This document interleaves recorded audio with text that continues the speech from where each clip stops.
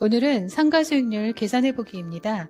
상가의 수익률은 상권 위치나 주변 여건에 따라 다릅니다.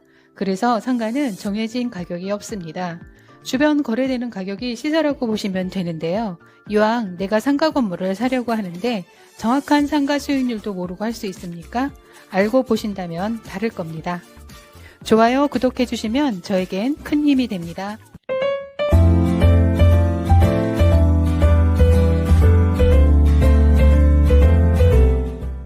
강한 주택 규제로 인해 자금들이 갈 곳이 없습니다. 이런 돈들이 수익형 부동산으로 몰리고 있는데요.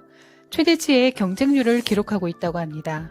그러다 보니 수익률이 괜찮은 부동산을 찾는 사람들이 부쩍 늘었고요. 특히나 경기 회복에 대한 기대감으로 다양한 업종의 영업이 가능한 상가를 투자처로 알아보시고 계십니다. 상가에 있어서 가장 중요한 것은 바로 수익률입니다. 주택과 달리 수익률이 상가 시세를 결정짓기도 하기 때문입니다. 수익형 부동산을 투자하기 위해서는 1년 동안의 수익률 정도는 계산할 줄 알아야 합니다. 수익형 부동산으로 보면 상가 건물, 오피스, 오피스텔, 지식산업센터 등 요즘은 다양해지고 있습니다. 수익형 부동산을 매수할 때는 수익률이 몇 %인지가 결정하는 데 중요합니다. 보통 임대 수익률이라고 하면 연 수익률을 말하고 있는 건데요. 계산 방식은 다음과 같습니다. 수익률은 은행 대출을 받지 않은 경우와 대출을 받았을 경우 두 가지 조건으로 계산하는 방법을 알려드리겠습니다. 대출을 받지 않고 순수 자기 자본일 경우입니다. 매매가액에서 임대보증금을 빼시고요. 월 임대료 곱하기 12개월 하시고 요거를 나누기 하신 다음에 곱하기 100을 하시면 계산이 나오는데요. 매매가는 6억이고 보증금 8천만원, 월세 200만원, 이 상가의 연수익률을 계산해 볼까요? 매매가 6억에서 8천만원 보증금 빼시면 5억 2천만원 남죠? 여기에다가 월세가 200만원 곱하기 12 1년 계산하시면 2,400만원이에요. 2,400만원을 5억 2천만원으로 나누시고 곱하기 100 하시면 4.62%가 나옵니다. 이 상가의 수익률은 4.62%가 되는 겁니다. 대출 포함했을 경우 임대 수익률 계산입니다. 참고로 대출은 3억을 받은 걸로 하고요. 대출 이자는 3.50%로 하겠습니다. 공식은 매매가액에서 임대보증금 빼시고 대출금도 뺍니다. 월 임대료 곱하기 12개월 하시고 여기서 1년간 내는 대출 이자를 빼십니다. 나누기 하시고 곱하기 100 하시면 되는데요. 계산해 보겠습니다. 매매가 6억에서 보증금 8천만원 빼고 대출금 3억을 빼면 2억 2천만원이 남습니다.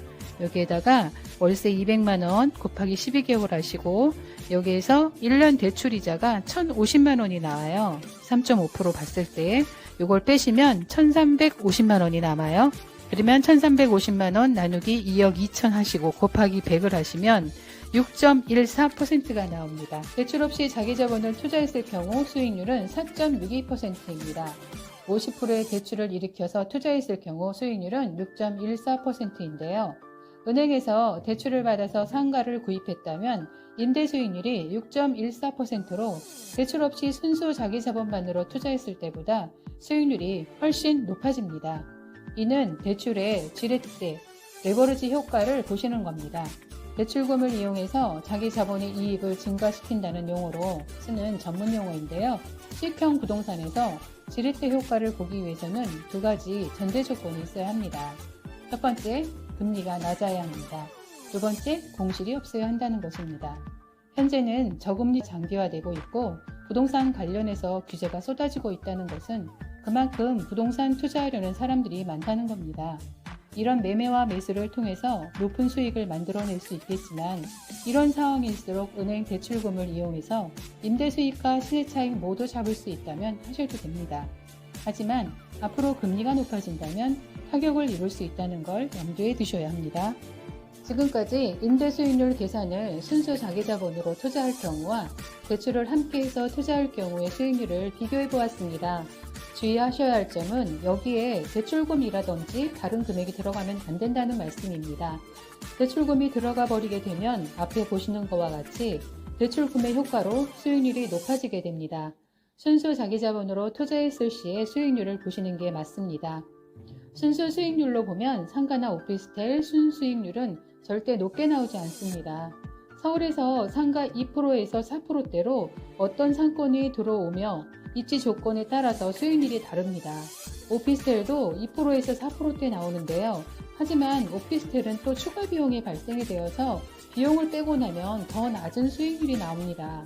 연식이 지나면 가정 가구 교체해줘야 하고요. 세입자 바뀔 때마다 도배해줘야 됩니다. 만약 공실나면 임대료도 나오지 않는데 관리비도 내야 하죠. 비용 빼고 나면 2%도 안 될 때도 있습니다. 마지막으로 상가 투자 시 주의할 점인데요. 아는 만큼 보인다고 했습니다. 성공적인 투자를 위해서는 첫 번째, 주변 거래 시세를 알아보시고, 두 번째, 임차인 채워지는 게 좋은 업종인지 보시고요.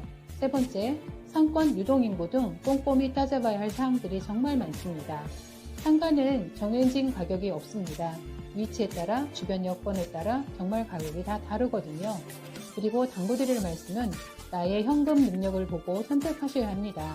고려하지 않고 대출 부분이 너무 크면 이자라는 부분이 부담스럽습니다. 혹여나 공실이라도 난다면 더더욱 큰일이 나겠죠. 여러 가지 경제적 상황을 고려해서 투자의 결정을 하시기 바랍니다. 투자의 결정과 판단은 결국은 본인의 몫이라는 거 명심하시기 바랍니다.